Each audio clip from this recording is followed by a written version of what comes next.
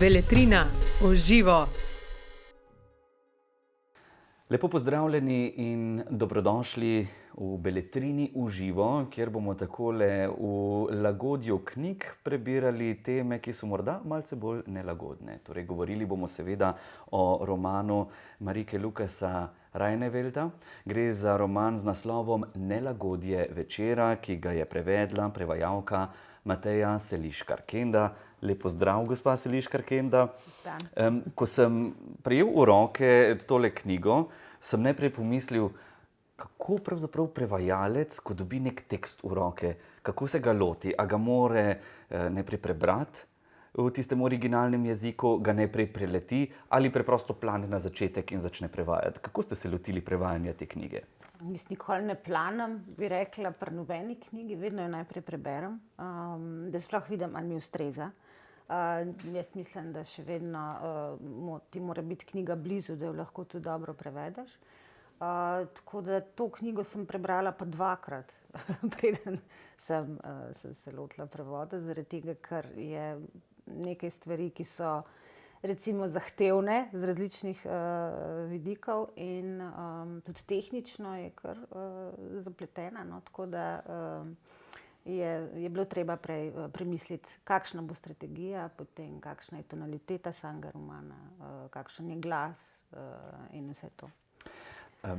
Takole, ko človek potem prevaja, pa ste se kdaj morali recimo vrniti nazaj, ko je bil del besedila že preveden, pa reči, ne vem, to bi pa morda zvenelo bolje na takšen način, popravljati besedila. Kako je tekel ta proces? Seveda. Ti se potem lotiš prevoda, a ne, na določenem mestu lahko ugotoviš, da nisi čisto uglašen z njim, a ne, in potem pri ponovnem branju, prvem, drugem, tretjem, odvisno kolikor imaš časa, a ne, moraš seveda te stvari popraviti, ne. To že sam, preden prevod gre v lekturo do urednika in tako dalje. Moram reči, da sem se na parih mestih, ko sem prebiral to besedilo, samo vprašal sem, to tako lepo zveni v slovenščini, kakšen je le original, ne? Kako zveni potem v originalu. Pa vendar določene stvari se ni dalo prevesti, ne? Recimo prav ta igra besed, a ne, ki jih avtor uporablja, že samo glavno junakinjo, začne se seveda zgodba z 10-letno Jas. Kaj je z njenim imenom? Ja. Njeno ime v nizozemščini Jas pomeni namreč tudi jakna. In to dekle se po tej družinski tragediji obleče v jakno in prvi stavek je, da te jakne ne sleče več, a ne. Zdaj, v slovenščini je bila zdaj dilema, ali bi prevajali njeno ime kot jakna. Recimo francoski kolega ga je prevedel ime v parko. Ampak meni to nikakor ni šlo, čisto iskreno povem, zaradi tega, ker jo namreč Jas pokliče tudi mama in jaz mislim, da ta mama v tej zgodbi svoje hčere nikoli ne bi poklicala jakna, ne. Tako da potem sem se jaz odločila, da ohranim ime Jas in preverila tudi pri kolegih, ki so tudi prevajali romane v druge jezike, recimo in slovaški prevajalec se je tudi odločil, da ohrani ime Jas, zaradi tega, ker pri nas v slovanskih jezikih je to lahko skrajšava za Jasmino, recimo, a ne.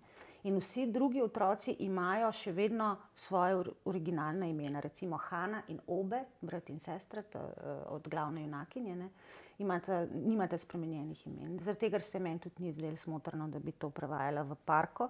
In francoski prevajalec mi je potarnal, da on je sicer dal ime Parka, ne, ampak da so pa že vsi recenzenti in kritiki in bralci vedeli, da je v originalu junakinji ime Jas, zaradi tako razvpitega angleškega prevoda, kjer tudi ni prevedeno, in tudi Jacket ali nekaj, ne. In potem so vedno govorili o tej junakinji v medijih, kot tudi v Franciji, kot o Jas, ne o Parki. In je bil čist zgrožen, razočaran, je rekel, pa to sem se jaz tako matral. Tako da je bila to v prevajalskih krogih, v glavnem smo vsi z določenim zamikom knjigo prevajali istočasno, a ne, je bila to ena glavnih dilem, kako prevesti ime. ena od dilem, a ne? Ena Kar od nekaj dilem, jih je bilo še sigurno, vmes, ja, kot sva ja, se ja. pogovarjala. Seveda, določene stvari se zgubijo s prevodom, pač preprosto zvenijo v nekem jeziku, kot zvenijo, pa vendar malce ste pa že nakazali, zakaj sploh v samem delu gre. Gre za vprašanje pomembne travme, ki se zgodi neki družini, ne? Gre za izgubo sina, ki se utopi, pravzaprav, ko gre drsat, a ne, na reko. In vse skupaj se nekako potem zamota okrog tega, te izgube tega človeka in kaj se zgodi potem. Pravzaprav je to zame knjiga o žalovanju, o različnih načinih žalovanja, kako se pravzaprav celotna družina spopada z to izgubo, da v bistvu se družina raztrešči na koščke, a ne, in vsak ta košček, a ne, trije otroci in starša pravzaprav prebolevajo to izgubo na svoj način. Seveda otroci bi rabili sogovornika, bi rabili neko vodenje še vedno, ker so mladi, ne. Ta Jas je srednja hči, predzadnja, mislim, in je stara 10 let, ko se to zgodi, ne. Se pravi, je Hana še mlajša, Obe je pa malo starejši, ampak to je vse nekje tam otroštvo, zgodnja puberteta recimo, in otroci takrat še vedno rabijo nek nadzor, neko vodstvo, nek pogovor, ki pa ga v družini ni. Starša se zapreta vsak na svoj način in je pač ta osamljenost skozi roman seveda narašča in ima to svoje posledice, ne. Pravzaprav je zanimivo ravno zaradi tega, ker pogosto odrasli govorimo o teh travmah, o nekih težkih izkušnjah zgolj iz stališča odraslega. Tako.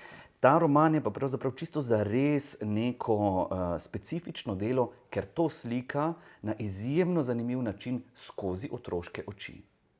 In vidi zelo drugače. Skratka, to osmišljanje tega nekega trpljenja, te travme in vsega vidi na izjemno drugačen način in mestoma lahko rečemo, da je ne samo presunljiv, ampak se dotika nekih tem, tudi ki so precej lahko tabuizirane. Kako je s temi stvarmi?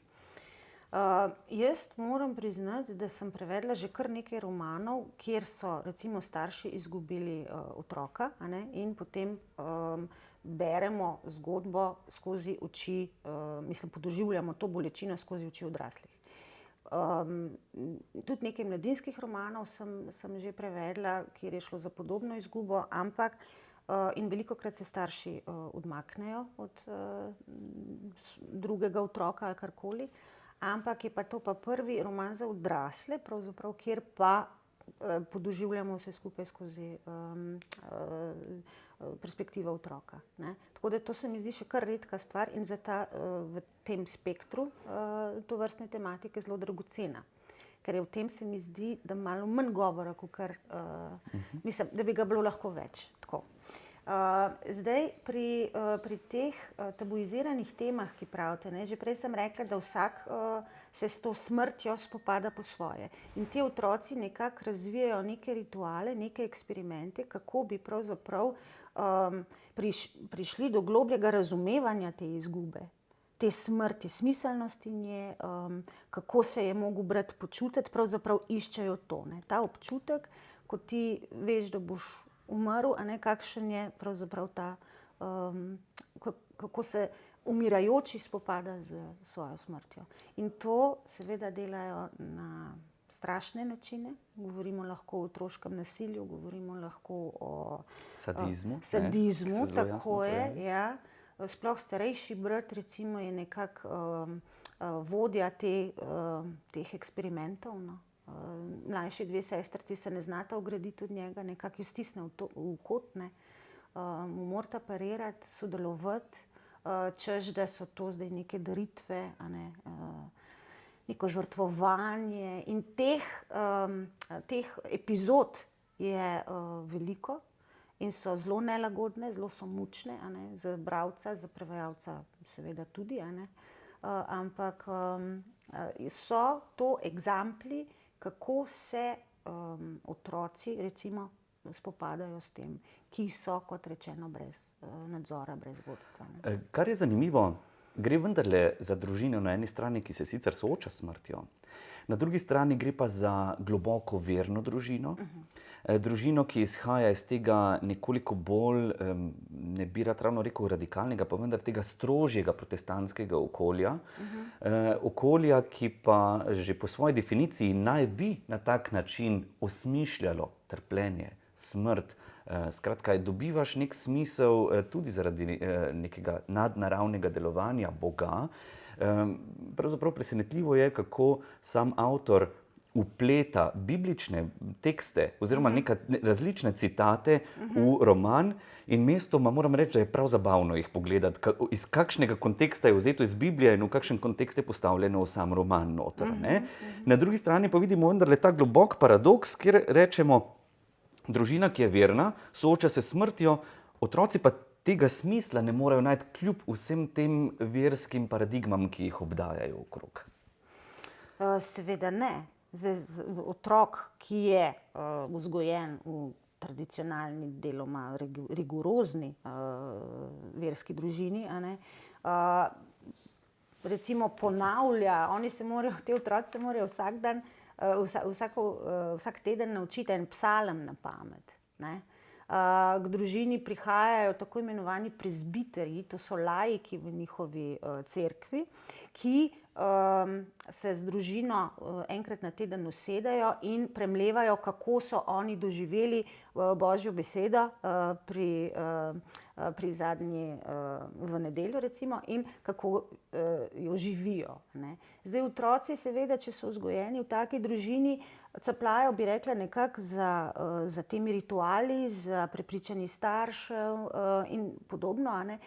Ponotranjijo pa mogoče nekatere besede, pač tiste psalme, ki so se jih na pamet naučili, v kontekst jih pa še ne znajo dati. In oni si ne znajo s pomočjo zdaj religije pomagati pri prebolevanju, recimo, da bi bilo potem laže. Tudi starša ali nima tu pravzaprav kaj pomaga. Ta vera v novo življenje, to, da se bomo potem spet srečali, a sta zaradi starša, zaradi tega, kaj hitreje prebolevala? Jaz mislim, da ne, da tukaj je ta globok paradoks o tem smiselnosti trpljenja. Tako. Kakšen smisel prinese tem glavnim junakom neko trpljenje, ki je na koncu zelo individualizirano, kljub temu, da imaš tam podporo cerkvene skupnosti in vsega. To individualno dojemanje je pa globoko, težko sprejemljivo za vsakega posameznika. Vse ravno to. Jaz mislim, da tukaj pa res pridemo na to, da je v takem žalovanju vsak sam. Da je zelo težko se povezati, zelo težko tudi poslušati, veste, te tolažilne besede teh, ki pridejo v družini, sosedov in podobno.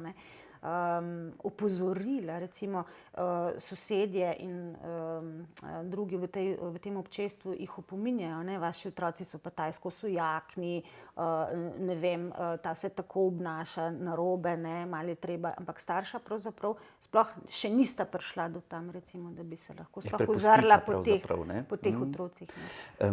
Zdaj, ko razmišljam o tem občutku, ko sem bral roman, je zanimivo, na eni strani seveda tema je zelo težka. Na drugi strani pa moram reči, da me je pa izjemno presunilo v nekem tem pozitivnem smislu, je pa ta živahnost otroškega duha, ki je na neverjetno zanimiv način popisan noter, kako ta deluje, kako vedno najde neko pot ven. In v tem pogledu je zame to res eno fascinantno delo. Ravno zaradi tega, dobesedno živahnost, angleško besedo, vivid mi gre po glavi, da se ne pusti ujeti samo v neko to črnino, ampak vedno najde neko pot, pa čeprav je pogosto zelo napačna, ampak ima smisel za tistega otroka tam noter. In iz stališča starejšega je zame, tako se rečem, to ni logično, ampak zato, ker odrasel človek tako vidi. Tisti otrok je pa nekaj neverjetnega. In ravno to se mi zdi ta pozitivna plat tega romana, te naše glavne junakinje Jas, ki izjemno zanimivo gleda, si usmišlja stvari in seveda hkrati v to slika ta svoja pričakovanja, hotenja, predvsem željo po biti sprejet, biti ljubljen in oditi nekam naprej. tja, na ono stran, kot pravijo, čez most, čez reko, ne, da bi odšli. Ja. Vsekakor, ne. Zdaj ona slovi po tem, da ima zelo bogato domišljijo, ne. Že učiteljica ji pravi, lej, ti se preveč uživiš v svoje junake, v svojih spisih, a ne, ampak ne uživaš v tem, ne. To je zdaj tudi ta, ne. In ona pri tem otroškem pogledu jaz moram priznati, da čeprav je knjiga kruta in so prizori, v katere se mora prevajalec dobesedno vživeti in jih živo videti, da jih sploh lahko prevedeš, a ne, da je to, da jaz pri nekaterih sem pa tudi praselna v smeh. Ne, ni to tako, ker v bistvu gledaš skozi otrokove oči in res ene stvari so absurdne in če otrok sebe vidi kot gos, ki drsa po tistem grabnu, a ne, pod katerim teče gnojnica, ne, ja, jaz sem se mogla tam smejati, ne. Ampak meni se zdi, nekatere stvari so pa vsekakor, a ne, plod domišljije. A ne, te rešitve, seveda, kako bomo zdaj, oni se potem, ona na brata in na sestro in nas se gleda kot na sve tri kralje, ki iščejo zvezdo na vzhodu, prinašajo darove, a ne, skratka neko odrešitev iščejo in seveda na drugi strani. In imamo že dva citata na začetku knjige, se mi zdita bistvena. Eden je, da nemir razpira krila domišljije. To je prvi. Drugi je pa, pravzaprav želja, hotenje ščeneta, da se otrese krutega začetka, a ne, da vse skupaj se je zmlela v neko steklasto kašo, ta preteklost, a ne, in da se hoče tega otresti kot ščene in potem iti naprej. In ta ideja obeh sestric, ne, da boste šli na drugo stran s pomočjo nekega rešitelja, ki so zdaj od veterinarja do učitelja, do pevca slavnega, ne, vse sorte si izmislita, samo da bi se tega začetka otresle, da bi lahko začele znova, ne. Zdaj, koliko je to uresničljivo, seveda so pač tudi druge okoliščine tukaj posredi, ne, ampak ja, iščejo pa izhod vedno, a ne, nekega drugega. Je pa tako, da vsa ta religiozno ozadje, ki je v tej knjigi, ta rigoroznost, a ne, se mi zdi, da to tlači dol, ne. In da v bistvu se mi zdi na nek način najbolj strašno to, da otroci, ki so vzgojeni v takem verskem okolju, a ne, seveda iščejo uteho v Svetem pismu in nekako, kakor se oni pač to interpretirajo, ne, kot sva rekla, nimajo še tega okvirja, ampak se mi zdi to spoznanje, da ti to ne nudi utehe, se mi zdi pravzaprav ključno v romanu. Tisto kruto spoznanje, da otrok pride na nek način pogosto do tega. Tako. Eno zelo zanimivo, bom rekel, dognanje ali pa nek motiv, ki me je spremljal ves čas, mi je odpiral vprašanja skozi knjigo, ko sem jo bral, je vprašanje tako imenovanih Judov, ne? Ja. Ona nenehno govori o nekih fiktivnih Judih, ta odnos Hitlerja, ne, do Judov, skozi govori, ja, Hitler je Jude preganjal in tako naprej. In ona je prepričana, da v njihovi kleti živijo Judje, ne, ki jih vsi preganjajo, in zato ona ne gre tja in da mama za njih pripravlja hrenovke, če se ne motim, pa neke kolače. Ki jih oni ne jejo več, ampak pri hiši so take te pločevinke s hrenovkami. In to je samo za Jude v kleti, ne. Tako. Seveda gre za neko fiktivno zgodbo, ki pa ima vendarle na koncu zelo pomemben simboličen moment. Gre pa za to, da ti Judje predstavljajo tisto porinjeno na stran, marginalizirano. Nekaj, česar se vsi izogibajo, predvsem v njeni percepciji, ne. Zdaj, jaz ne bi rad izdal konca, tega ne bova naredila, pa vendarle te Judje odigrajo neko vlogo na koncu, ko se ona sooči z njimi. Tako. Zdaj, če greva za korak nazaj, ne, če spremljamo njeno šolanje, potem vidimo, da so se o Judih pogovarjali v šoli, ne, da so mogli pisati Ani Frank, ne, da so morali potem, da ne bi pošiljali pisma vsem, ki so preminuli in podobne stvari. Skratka, imeli so za nalogo nek spis in takrat se pri njej porodi ta ideja in potem se še obravnava seveda drugo svetovno vojno s Hitlerjem in sama junakinja in avtor sta rojena na isti dan kot Hitler, 20. aprila. In seveda je potem to ona nekako junakinja ponotranjila, jaz sem pa v bistvu nekaj pa imava skupnega s tem in to se njej naredi en tak mini svet, ki ga prenese v domačo klet, tam se skrivajo te Judje oziroma jih skriva mama, zaradi tega tudi nima časa za otroke. To je tudi eden od izgovorov, seveda.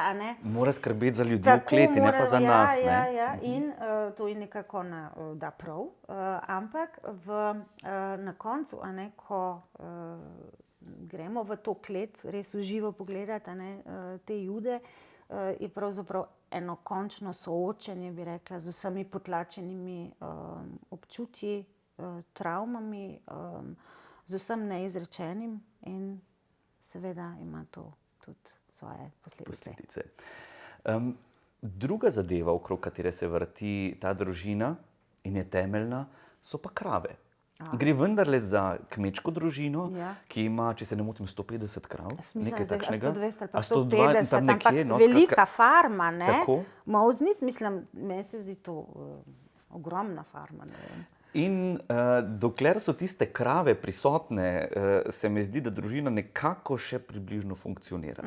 Potem pa pride bolezen, krave grejo, takrat se pa začne potem ta nekako še hujši vrtiljak vsega skupaj. Vsi se še bolj odmaknejo. Če so že prej imeli neke rutinske vzorce, se ti rutinski vzorci podrejo, očeta ni več prav čas na zajtrk, recimo, zgubijo smisel mleka oziroma tega sira ne prideluje. Mama je tam se popolnoma umakne. In te krave pravzaprav so neki zunanji dejavnik, ki so pa pravzaprav pomembnejše na koncu od samih ljudi. Ja, ves čas. Tudi krave so imele vedno prednost pred otroki. Vse te gobe od otrok so morale počakati na to, da so bile krave poštimane, porihtane. In to tudi sama junakinja jih ima grozno rada, vsi jih poznajo po imenih te krave, ampak to je tako kot religija, o kateri sva že govorila, eden temeljev, ta kmečko življenje, ta kmetija je eden temeljev te družine. Zdaj, če mi počasi jemljemo te temelje stran, seveda se vse raztrešči, In ta bolezen je pač še ena od teh egiptovskih nadlog, ki se zgrne nad to družino, in seveda oče ne vidi več smisla svojega življenja. Njemu je to, ker 120 krav, ker jaz sem potem seveda mogla čisto tehnično pogledati, kakšen ta hlev je, ker je knjiga v določenih segmentih je čist verodostojna pri takih, ne vem, pri hrani, pri pridelavi sira, pri hlevu, kako mora izgledati zdaj, kakšni so boksi, kakšna so krmila, to je bilo treba vse preštudirati. In ugotoviš, da je to moderna farma. To ni en tak mehen hlev z parimi ovcami pa z parimi kravcami. Ni to recimo alpski tip kmetije, kot je znan pri nas. To je holandski tip farme z veliko zemlje, z veliko posestjo, z veliko produkcijo sira in mleka, specializirano v to, in oče dobiva vsako leto nagrade za najbolj, ne vem kako, za najboljšo kravo molznico. Tako da imajo prav posebno seminarno na kmetiji za oplojevanje teh krav in tako dalje, osemenjevanje. Tako da se mi zdi, da čim pa ti ta temelj seveda umakneš, krave morajo dati pobit zaradi slinovke in parkljivke, je pa seveda to še ena od stvari, ki je za to družino še dodatna tragedija. Zdaj pa krave so pravzaprav izjemno pomembne tudi v avtorjevem življenju. Morda se za trenutek dotakneva, kdo pa je ta Marieke Lucas Reineveld. Ja. Gre za sila zanimivega človeka, ki je na eni strani biološko rojen kot deček, a ne? Potem se je začutil kot ženska. Potem mislim, da sem nekje slišal, da je v neki fazi bil vmes. Oziroma, pardon, ravno obratno, tako. Ja. Lukas je kasneje si nadel ime. Tako. Ja. Torej ne preko deklica, potem deček. Zdaj pa ne vemo, v kakšni fazi je. Zdaj, trenutno je to Lukas. Torej fant. Fant. To je fant, ampak to je eno od vprašanj, recimo, na katerega avtor ne odgovarja novinarjem. Zaradi tega, ker je spolna identiteta tako intimna in tako zasebna, da se o tem nima smisla pogovarjati. Pogovarjamo se v knjigah, tako da se tega vprašanja tudi jaz ne bom dotaknila. Ampak je pa v bistvu sam avtor najprej zaslovel kot pesnik. Pri 26 letih je izdal pesniško zbirko in je dobila glavne nagrade. Tudi precej je prevedena v tuje jezike. Potem je posledilo Nelagodje večera, za katerega je dobil vse možne nagrade za prvenec, ker to je prozni prvenec, nacionalne in tuje in Bukarja in podobno. Potem je sledil še en prozni roman. Zdaj trenutno je zunaj druga pesniška zbirka, ki je pa spet seveda že prejela vse možne nagrade, a ne. Ampak pri vsej tej slavi, pri vsemu temu, pri vsej tej pozornosti, ki jo ima kot avtor, je pa še vedno, recimo enkrat na teden, dela na eni kmetiji, čisti hleve, dela s kravami. Ravno na to sem hotel opozoriti, da je izjemno zanimivo, ker ko bereš o teh kravah, ta bomo rekli, tehnološki proces, na koncu kako odkidati gnoj. Tako natančno opiše, to lahko napiše samo nekdo, ki res ve, kako se v hlevu stvari dogajajo. Ker izjemno zanimivi detajli se znajdejo noter, ker se bi jih lahko izognil, ampak se jih ne. In to se vidi, da on ima pravzaprav ves čas stik s kravami. In to se ne čuti samo v tej tehnologiji pridelave mleka, ampak v odnosu do živali. Tako. On čuti, razume in to se tudi vidi v bistvu ves čas preslikavo tega odnosa v te otroke. Kako otroci razumejo te krave. Ne samo to, zdaj avtor sam je bil rojen v versko rigorozni družini, na kmetiji, kjer so imeli farmo, in pri 3 letih je izgubil brata starejšega. Tako da to so avtobiografski elementi, ki so potem nadgrajeni z domišljijo in z drugimi stvarmi, ampak seveda ta natančnost je plod izključno tega, da je to izkušnja. Čist njihov način življenja. In kako se sir prideluje, recimo, kako se ga zori in podobno, vse to je zelo natančno popisano. In če mi gledamo, ko sem že prej omenila šolo, da je recimo so se v šoli pogovarjali o 2. svetovni vojni, ona kar naprej prebira tudi učbenik za biologijo. To ima res rada. Ona res ve zelo veliko o živalih. Tam imaš svetopismo. Ja, seveda, rajši novi prevod Svetega pisma. To je zdaj.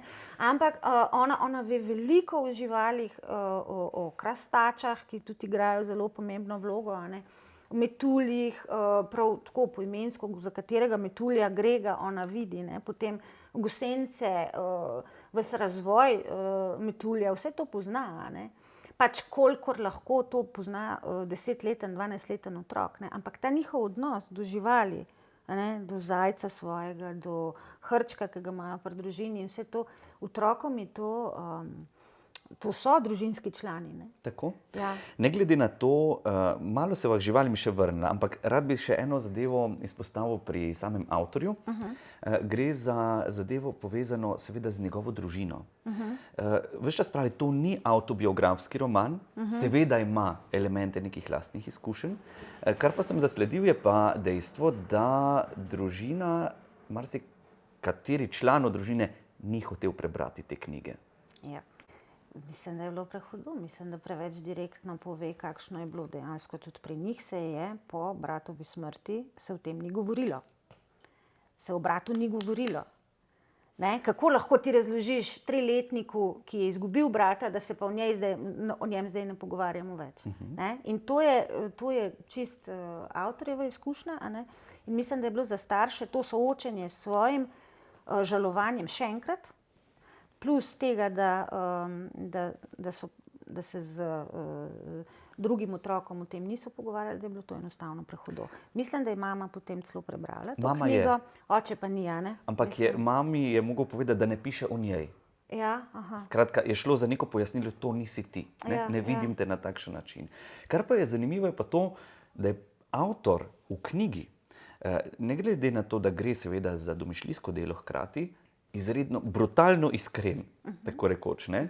In včasih te, ko bereš, te pretrese ta iskrenost in neposrednost v vseh zadevah. Ali gre za neko otroško nasilje, ali gre za neko doživljanje, ali gre za neke prve, recimo, izkušnje v spolnosti. To so otroci na pragu adolescente oziroma so že v tem pubertetnem obdobju in raziskujejo to svojo spolnost in pri vseh treh se vidi en zelo različen pristop. Ne? Tam imaš pri Hani, ki je morda še najmanj obremenjena oziroma se deluje tako, medtem ko obe na drugi strani pa razvije prave sadistične rituale, tako rekoč. Ne?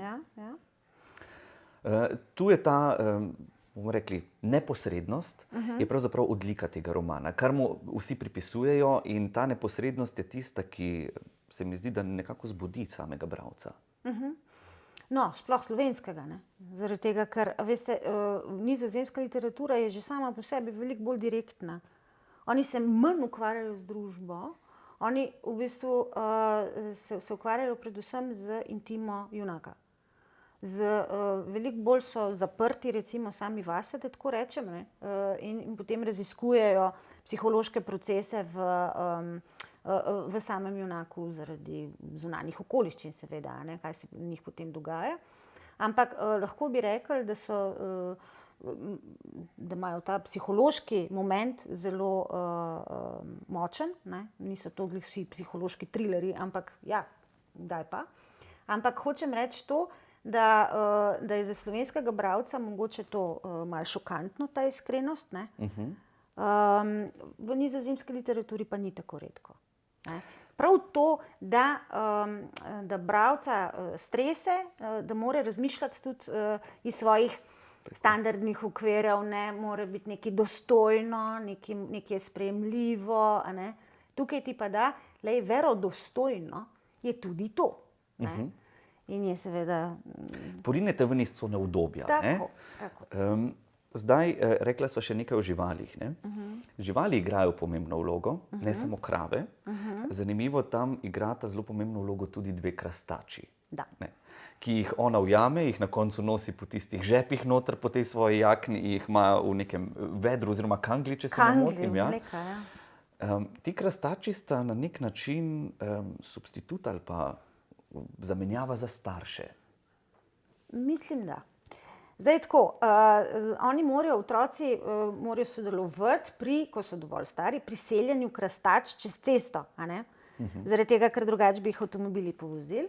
In seveda tudi ti tri otroci to počnejo, pomagajo in ona jih tistega večera vtakne vsaka v svoj žep, ne? In potem da v kanglo in jih ne spusti na svobodo. Ne? Ona jima daje, ne vem, solato, ju hrani tako in drugače, ju sili k spolnemu odnosu, zaradi tega, ker če bosta oni dve imeli spolni odnos, bosta tudi oče in mama, a ne, se bosta parila, kot reče, ne, in potem bo spet življenje normalno in bosta srečna in vesela in bojo zaživeli, ne. To se ne zgodi. Krastači se ne parita, oče in mama se vedno bolj odtujujeta, ne. In zdaj pomembno je, da ju prenaša naokrog v teh svojih žepih, zaradi tega, ker vse, kar ona da, te jakne smo rekli, ne sleče, 1,5 leta, ne, in vse, kar ona da v te žepe, so stvari, predmeti, od katerih se noče ločiti. Ki njej nekaj pomenijo, posebnega. Ki njej nekaj pomenijo in jih ne da. In teh krastač tudi ne da. Tako da ostanejo z njo do konca romana. ampak noter recimo v teh žepih so tudi črepinje od hranilnika, ki ga je mogla za kazen na mamino zahtevo razbiti. V njej pa je imela denar, ki ga je hranila za nakup Discmana. Recimo, in potem ima tam te črepinje noter. Potem ima noter Brke zajca. Brke zajca, ki jih obe postriže, ne? In podobno. Tako da to so stvari, ki jih ona šteje za svojo lastnino in so del nje, tako kot je jakna že del nje. Ne? Jakna je tukaj tisti ključ. Jaz mislim, da ni dobro, da zdaj preveč razpravljala, da ne bo razkrila preveč podrobnosti. Gre seveda za to, da se okrog jakne, teh žab, teh judov vrti potem ta zgodba. Se v drugem delu romana zdaj ali sleče ali ne sleče te jakne, to bomo prepustili potem samim bralcem. Morda, da zaključiva, še ena taka misel, zakaj bi nekdo, ki bo vzel to knjigo v roke, zakaj bi jo prebral? Kaj mu bo prinesla? Mislim, da mu bo prinesla eno zelo zanimivo potovanje, zelo zanimiv pogled na odraščanje otroka, ki je deležen, bi rekla, nekih potlačitev in kakšne so lahko posledice tega. Mislim, da je to zelo velik opomin, tudi za vse odrasle, da moraš otroka vseeno, se moraš z njim pogovarjati, moraš z njim se pogovarjati, naj bojo teme še tako krute zate, a ne? Ampak če tega ne počneš, prihaja do seveda hudih psiholoških travm, ki so zdaj popravljive ali ne. In to je prvo, drugo je pa seveda to razburljivo potovanje skozi odraščanje otroka. Jaz mislim, da prinaša veliko, ne vem, eno veliko dinamiko, eno razburljivost, bi rekla, no, ki je dragocena.